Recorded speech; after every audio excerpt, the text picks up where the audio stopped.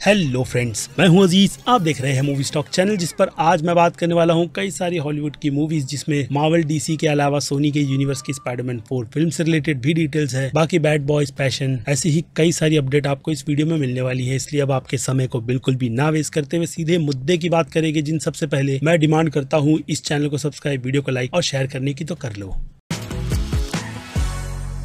So friends, तो शुरुआत ही करें सबसे पहले अपडेट की। तो ये अपडेट है द बॉयज के सीजन 5 से रिलेटेड, जो कि अब फाइनली इस पूरी सीरीज का इस सीजन में आप कह सकते होगे स्टोरी आर्क के नाम पर बिली बूचर और होमलैंडर के बीच जो कुछ भी चल रहा है उसका परफेक्ट पैकअप करके देगा, जिससे कि ये भी बात साफ हो जाती है कि बॉयज का ये यूनिवर्स जेनवी या फिर कहूँ और भी आने वाले प्रोजेक्ट्स के लिए पूरी तरीके से प्रिपेयर कर दिया गया है। इसलिए शायद से यहाँ पर राइटर को परमिशन देते हुए द बॉयज के यूनिवर्स को बिली और होमलैंडर की कहानी को खत्म करने का डिसीजन ले लिया गया है। जो बात सुनकर के वो कहते हैं ना कि मुझे अंदर से सुकून मिला है, क्योंकि जिस तरीके से स्टोरी की आर्क को द बॉयज के सीजन में रबड़ की तरह खींचा जा रहा है, उसमें तीसरे सीजन ने जैसे तैसे करके या फिर कहूँ सिर्फ और सिर्फ सोल्जर बॉय की ही वजह से उस पूरे शो को बचा लिया था, वरना कहानी सीजन 2 के बाद सीजन 3 में कहीं खसकी ही नहीं थी। और अभी तो इसके सीजन 4 के 3 एपिसोड्स रिलीज हो चुके हैं, जो कि मैं कहूंगा कि सीजन 4 की शुरुआत ठीक ठाक से कर रही है। लेकिन कुछ कैरेक्टर्स को लेकर के अगर आपने एपिसोड देख रखा है तो समझ आ गया होगा कि राइटर्स के पास उनका क्रिएटिव फ्रीडम स्टूडियो ने किस तरीके से उन्हें दिया है। जिसके बाद बात करें अगली अपडेट की, तो ये अपडेट है रेबल मून से रिलेटेड, जिसके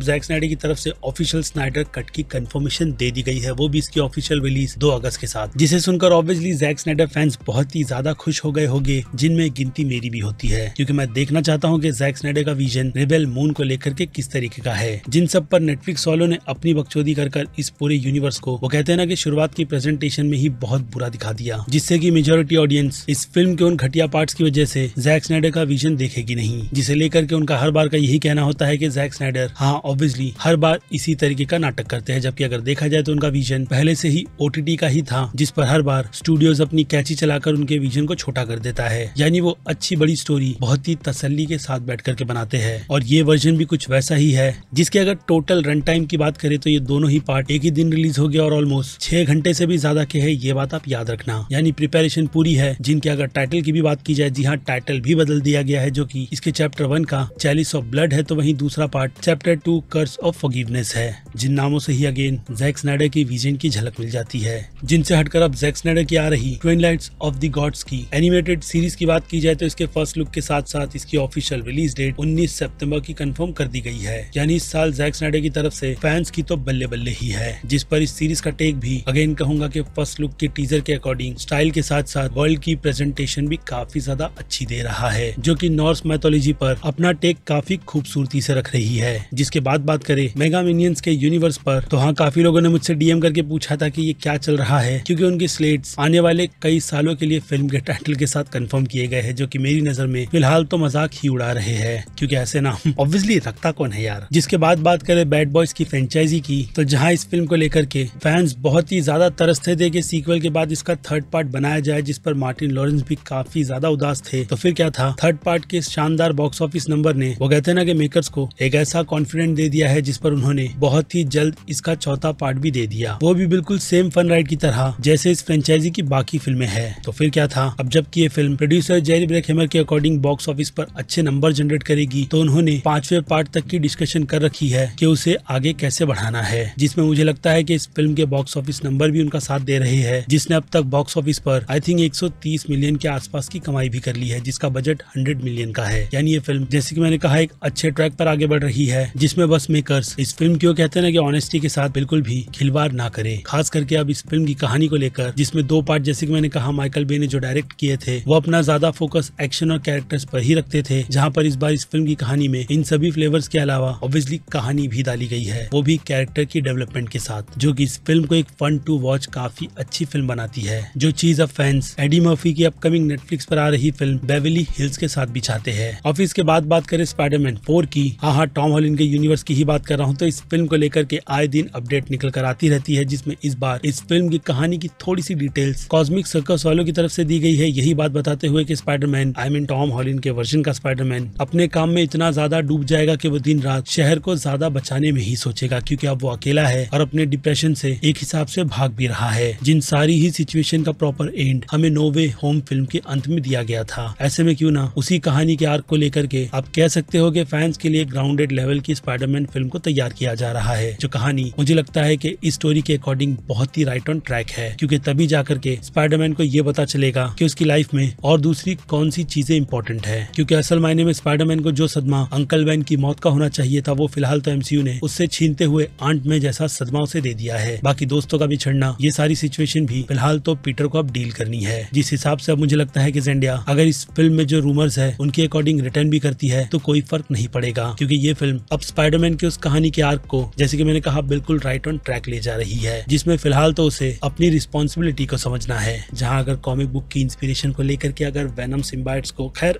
इतनी बड़ी डिमांड नहीं रखते, क्योंकि सीक्रेट वॉर के लिए वो प्लॉट फिलहाल तो बचा करके रखा गया है, जहां पर अब ग्राउंडेड लेवल की ये स्पाइडरमैन फिल्म नो डाउट कम बजट में तो बनेगी नहीं। ऊपर से सोनी वालों ने जो आदत फैंस को एमसीयू के यूनिवर्स के साथ में कनेक्टिविटी की दे दी है और खुद भी पाल ली है, जिसके चलते उन्होंने सोनी पिक्चर्स के खुद के पूरे स्पाइडरमैन के यूनिवर्स की बैंड बजाई है, तो फिंगर्स क्रॉस कि वो लोग बिल्कुल राइट ऑन ट्रैक हो, वरना फिर वो कहते हैं ना कि सिचुएशन बिगड़ने में टाइम नहीं लगता। और फिर यहाँ से बात करें कुछ छोटी मोटी सी अपडेट की, तो रेयान गॉसलिन की अपकमिंग फिल्म जो कि एक नॉवेल की अडेप्टेशन होगी, तो उसका title I used to eat brains now I eat kale नाम है, जो कि यहाँ टाइटल से ही आपको ये बात बता देती है कि ये एक ज़ॉम्बी बेस्ड फिल्म होगी, जिसकी फिलहाल तो अभी ज्यादा डिटेल्स रिवील नहीं की गई। इसलिए इसे छोड़ पैशन फिल्म के रीमेक की बात की जाए, जी हाँ, पैशन फिल्म का रीमेक हो रहा है, जिसे रॉबर्ट पैटिसन प्रोड्यूस करेगी और स्माइल फिल्म के डायरेक्टर पार्कर फिन डायरेक्ट। यानी देखा जाए तो ये एक बहुत ही बड़ा चैलेंज है ऐसी वियर्ड सी फिल्म का, जिस पर अगर वो कहते हैं ना कि उनका टेक जरा सा भी गलत हुआ तो फैंस अब कह सकते हो कि उन्हें जिंदा नहीं छोड़ेगे वाली सिचुएशन में रखेंगे। जिस तरीके का टेक साल 2018 में सुप्रिया नाम की कल्ट क्लासिक फिल्म को भी रीमेक कर लिया गया था, जो कि मुझे लगता है कि उस हिसाब से अपना काम कर चुकी थी।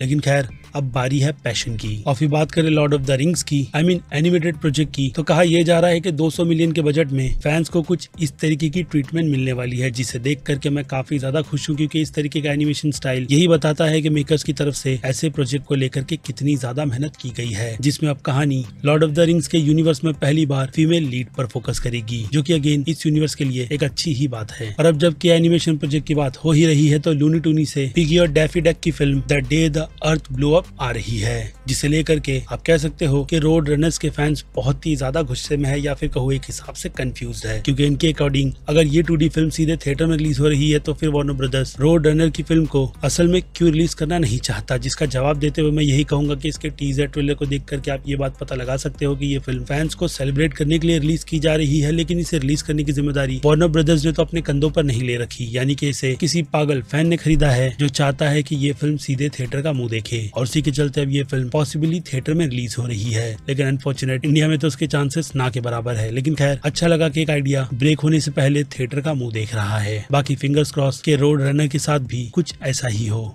क्योंकि सूत्रों की माने तो वार्नर ब्रदर्स अब भी उस फिल्म को बेचना चाहता है, लेकिन अपने मनमाने प्राइस में। ऑफिस के बाद बात करें पिक्सर वालों की स्टेटमेंट की, तो हाँ, आपको ये बात पता ही होगी कि पिक्सर्स को लेकर के रैटेटुली की लाइव एक्शन बन रही है, ऐसी अपडेट निकल कर आई थी, जो कि आप कह सकते हो कि पूरी इंडस्ट्री में भूचाल ला चुकी थी। जिसके बाद फिर क्या था, पिक्सर वालों ने स्टेटमेंट रिलीज करते हुए यही बात कंफर्म कर बताई कि वो लाइव एक्शन की तरफ कभी भी मुड़कर नहीं देखेंगे, क्योंकि उनका आइडिया और स्टूडियो इसकी परमिशन उन्हें बिल्कुल भी नहीं देता। यानी वो लोग अपने काम में काफी ज्यादा ऑनेस्ट है, जो पिछले कुछ सालों से फिलहाल तो अपनी राह से भटक चुके थे। लेकिन खैर इनसाइड आउट 2 फिल्म ने शायद उन्हें उम्मीद दी है इसी बात को लेकर के फैंस पिक्सर यूनिवर्स से किस तरीके की फिल्में चाहते हैं। जिसके बाद बात करें प्राइम पर आ रही ब्लेड रनर के यूनिवर्स की सीरीज 2099 की, हाँ ये पूरा टाइटल है, जिसमें मिचेल यून के अलावा अब हंटर शेफर को भी कास्ट कर लिया गया है, जिस बारे में मुझे कोई कमेंट करके कुछ नहीं बोलेगा, क्योंकि हो सकता है कि ये डिमांड सलवार की तलवार को ध्यान में रखकर ही ली गई होगी। ऑफिस के अलावा कोरियन सीरीज या फिर कहूँ बेमतलब की घसीटी हुई सीरीज होम स्वीट के सीजन 3 की बात करें तो ये सीरीज ऑफिशियली अब बस कुछ ही दिनों में या फिर कहूँ नेक्स्ट मंथ 19 जुलाई को अपना फाइनल पैकअप कर देगी, जो मैं दिल से चाहता हूँ कि ये करे, क्योंकि नेटफ्लिक्स वालों ने इस कहानी को सीजन 1 में ठीक ठाक सा आप कह सकते हो कि शुरू तो किया था, लेकिन सीजन 2 में जाकर के उन लोगों ने कई सारे फैंस जिनमें मैं भी आता हूँ उम्मीद ही मार दी। यानी सीजन 3 के फाइनल के लिए मैं बिल्कुल भी एक्साइटेड नहीं हूँ, ऑनेस्टली बोल रहा हूँ। इसलिए इससे हटकर हाउस ऑफ द ड्रैगन्स के सीजन 3 की बात की जाए तो जी हाँ, हाउस ऑफ द ड्रैगन का सीजन 3 अनाउंस हो गया है और जल्द ही इसका प्रोडक्शन भी भी शुरू हो जाएगा, जिस पर स्टूडियो पूरी तरीके से कॉन्फिडेंस से भरा हुआ है। बाकी थंडरबोल्ट की बात की जाए तो फिलहाल तो इसकी फिल्मिंग खत्म हो चुकी है, जो सुनकर थोड़ी राहत मिली, जिस हिसाब से कि ये फिल्म अब मैं कह सकता हूँ कि 2 मई साल 2025 को रिलीज होगी, क्योंकि उसके अलावा भी ये फिल्म अपने बाकी दूसरे VFX वर्क को खत्म करेगी। और फिर वो कहते हैं ना कि लास्ट टाइम पर जब पूरी फिल्म बन जाती है तो कुछ चेंजेस भी किए जाते हैं। तो ऐसे में ये फिल्म अब अपनी स्क्रिप्टिंग जो कई बार चेंज हुई है, प्रोडक्शन, इन सब का फाइनल वर्जन फिल्म बना करके फैंस को देती है, वो बहुत ज्यादा मैटर करता है, क्योंकि सेंट्री जैसी सिचुएशन इस फिल्म से MCU के अंडर इंट्रोड्यूस करवाई जाएगी, जिसे संभालने की सिचुएशन में थंडरबोल्ट्स की ये टीम तो मुझे कोई भी एंगल से नजर नहीं आती। लेकिन खैर, अब MCU का टेक है तो हम फैंस को उनके टेस्ट पर पूरी तरीके से भरोसा करते हुए बस वेट एंड वॉच वाली सिचुएशन में जाकर बैठना है। जिससे हटकर फैंटास्टिक 4 की बात की जाए तो अगले महीने से इस फिल्म की फिल्मिंग शुरू हो जाएगी। जो जल्दी शुरू हो वही ज्यादा बेटर रहेगा, क्योंकि फैंस इस फिल्म को लेकर पनवेल वाली सिचुएशन में बैठे हैं, यानी जल्दी कर पनवेल निकलना। अगर जोक समझ आया हो तो थोड़ा सा हंस देना, वरना आगे बढ़े वो ज्यादा बेटर रहेगा।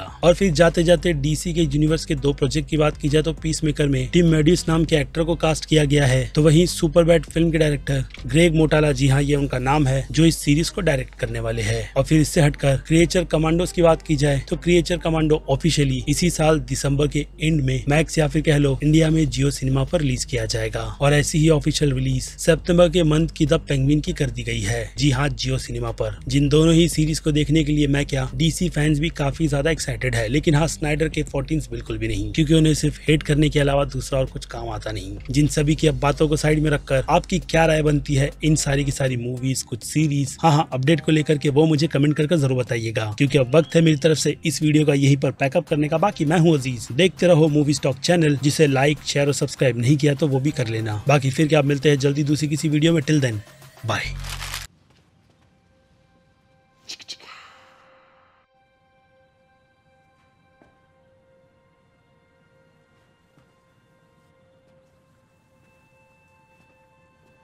You're still here.